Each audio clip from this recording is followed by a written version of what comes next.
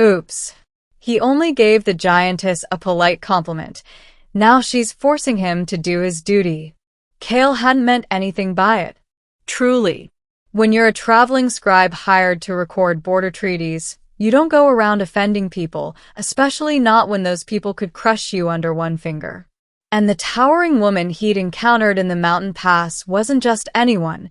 She was a giantess, easily 3 times his height, with shoulders like stone walls and hair like a waterfall of bronze. He had just wanted to be polite.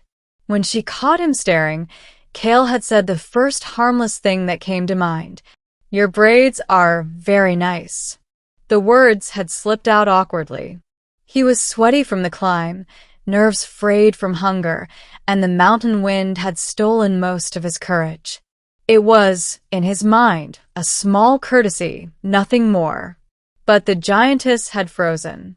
Slowly, very slowly, she turned her head to look down at him. Her deep golden eyes narrowed.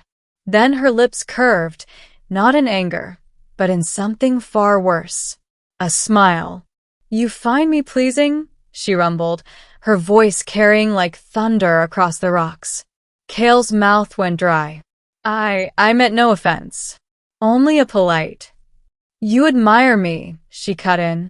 "And yet you walk alone, without kin, without sworn oath, without mate." Kale's stomach dropped. He could sense danger. Not the sword drawn, arrow flying kind, but the sort that began with an assumption you couldn't escape. "I assure you, great lady, I meant no."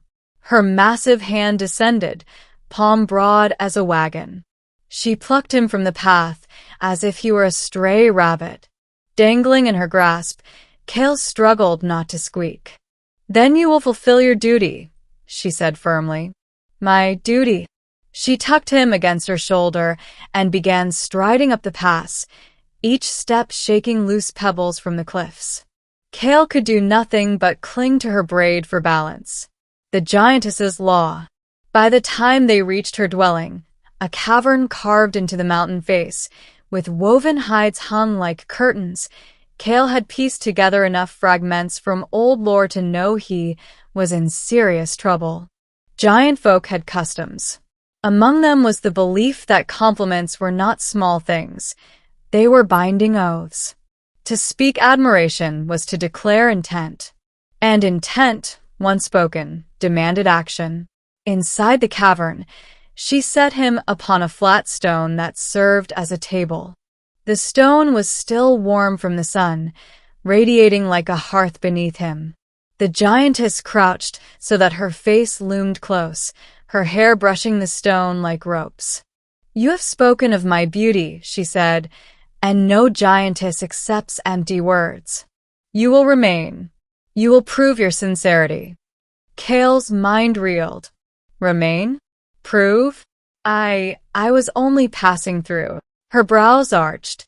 "And leave me dishonored?" "No." "A man's duty, once he speaks, is sacred. You are mine now." His heart hammered against his ribs. "Great lady, I am but a scribe. I cannot." She lifted one finger and tapped it against his chest, nearly knocking him over. "Your size is nothing. Your words are what bind you. You wish to be polite, and now you are promised. A bargain attempt." For hours, Kale tried to reason with her. He spoke of laws between kingdoms, of mortal courts, of how humans did not treat compliments as contracts. The giantess listened, silent and immovable, her golden eyes unblinking. At last she said, "You may bargain. If you prove yourself useful in my hall, I will consider releasing you." That, at least, was something. So Kale did what he knew best. He wrote. He recorded her family history on stretched hides, inscribed her victories in flowing script. He read aloud from human poetry, translating verses of longing and honor into words the giantess understood. She listened, rapt.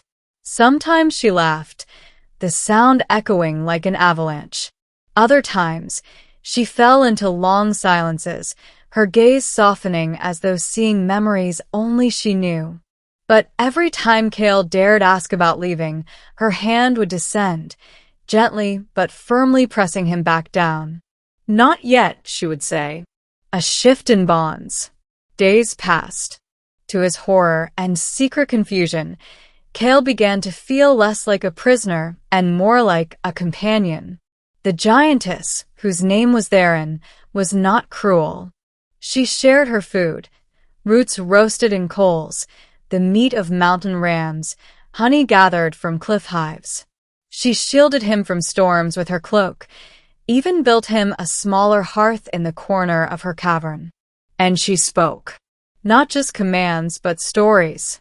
"I once walked among mortals," she said one evening, staring into the fire. "They feared me. They fled before I could speak. You did not flee. You admired me." Kale swallowed hard. Admired, yes, but... Her gaze pinned him. "Do not retract your words. To speak once is truth. To deny it after is cowardice." He opened his mouth, then closed it. Was it cowardice? Or simply survival? And yet, he could not deny that when she braided her bronze hair by firelight, he found himself staring. The duty defined. One night, Theron leaned close, her massive hand resting beside him like a wall. "You have shown skill with quill and tongue," she murmured, "but there is another duty left undone." Kale froze. He knew at last what she meant. "My lady, I cannot." "You can," she interrupted. Her smile was slow, dangerous, but not unkind. "And you will. You spoke your truth. Now you must seal it." His thoughts raced. She was vast, powerful, utterly beyond his strength.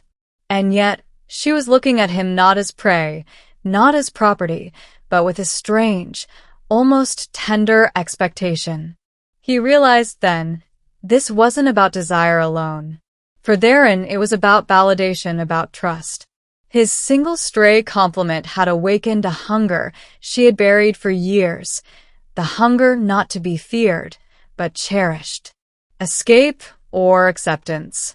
That night, Kale lay awake on his small bedding of furs. His mind warred with itself. He could try to flee, slip from the cavern while she slept, descend the treacherous cliffs. But if she caught him, she might not forgive. Or he could surrender. Not just to her size, but to the truth he had tried so hard to deny. He was drawn to her. Her strength, her loneliness, her stubborn honor. They stirred something in him he hadn't expected. When dawn came, he made his choice. The fulfillment. Theron rose with the sun, stretching like a mountain shifting. She turned to find Kale standing, trembling but resolute. "I will not flee," he said. His voice cracked, but he kept speaking. "If you still claim me bound, then I will not shame you. I will do my duty." The giantess stilled. Slowly, she bent until her forehead nearly touched the stone before him. Her golden eyes shimmered. "Then speak it again," she whispered. Kale drew a breath. "You are beautiful, Theron." This time, the words were not polite, not careless, but deliberate. Her smile bloomed like sunrise over the peaks. And with a gentleness that belied her strength, she lifted him into her palms and cradled him close. Epilogue. Weeks later, a caravan crossing the mountains swore they saw a strange pair on the cliffs, a giantess striding proudly, and upon her shoulder, a man with ink-stained hands and a wide grin. Some said he had been taken against his will. Others whispered that perhaps he had chosen to stay. Only Kale and Theron knew the truth, that a single, clumsy compliment had bound them tighter than chains. And in fulfilling his duty, Kale had found something he never expected. Not captivity, but belonging.